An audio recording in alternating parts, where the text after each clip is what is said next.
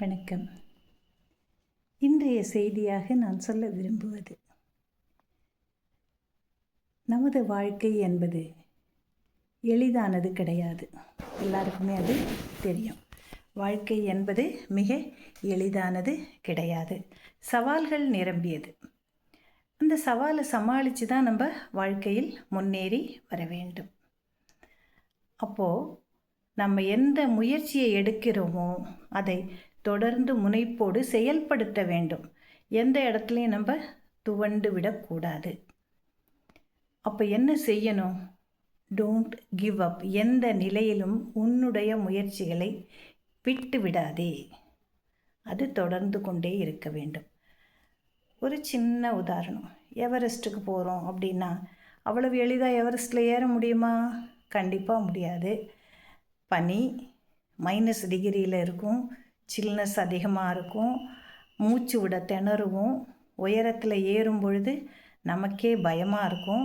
கால் பதித்து தடம் பதித்து நடக்கும் பொழுது எப்படி நடக்கணும், என்ன ஆகுமோ தெரியாது அப்படின்னு சொல்லி தான் நம்மெல்லாம் நினைப்போம் இல்லையா? அந்த மாதிரி போகும் பொழுது பல பேர் எவரெஸ்ட்டுக்கு போயிடுறாங்கல்ல. எப்படி போகிறாங்க? பாதியில் விட்டுட்டு வரவன் தோல்வியாளன். ஆனால் நான் எவரெஸ்ட்டை தொட வேண்டும் என்று எண்ணி செல்பவன் என்ன செய்கிறான்? படிப்படியாக நிதானமாக தன்னுடைய குறிக்கோள் ஒன்றையே மனதில் நினைத்து கொண்டு ஏறி வெற்றி அடைகிறான்.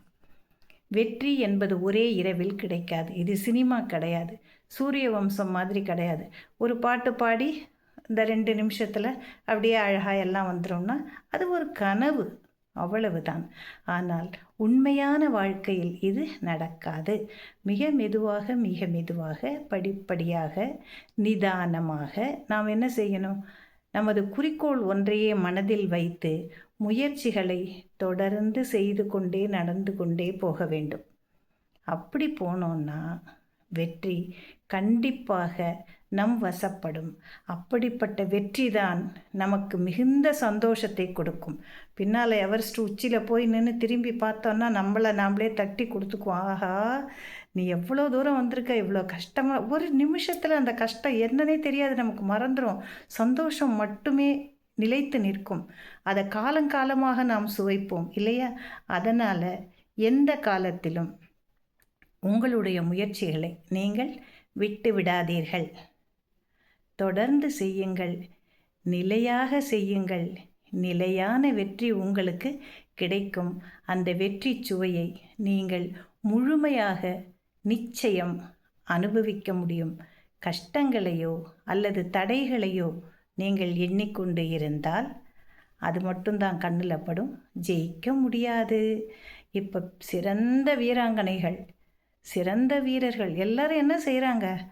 தோக்குறாங்க ஜெயிக்கிறாங்க. நான் தோத்துட்டேன்னு விளையாடாமல் இருக்காங்களா? கிடையாது. அடுத்து ஓடிக்கிட்டே இருக்காங்கல்ல. அந்த முயற்சிகளை கைவிடாமல் செய்வதனால்தான் அவர்களுக்கு வெற்றியானது நிலையாக இருக்கிறது, நிலைத்து இருக்கிறது. அந்த மகிழ்ச்சி அவர்களோடு மட்டுமல்ல, நமக்கும் தொத்திக்குது, நாமளும் சந்தோஷப்படுறோம் இல்லையா? ஆக நம்மளும் என்ன செய்யணும்? நமது முயற்சிகளை ஒரு நாளும் கைவிடக்கூடாது. நம்முடைய கனவுகளும் எண்ணங்களும் குறிக்கோள்களும் நிச்சயமாக வெற்றியை எட்டும் என்பதில் சிறிதும் சந்தேகம் கிடையாது. நன்றியோடு இன்று விடைபெறுகிறேன்.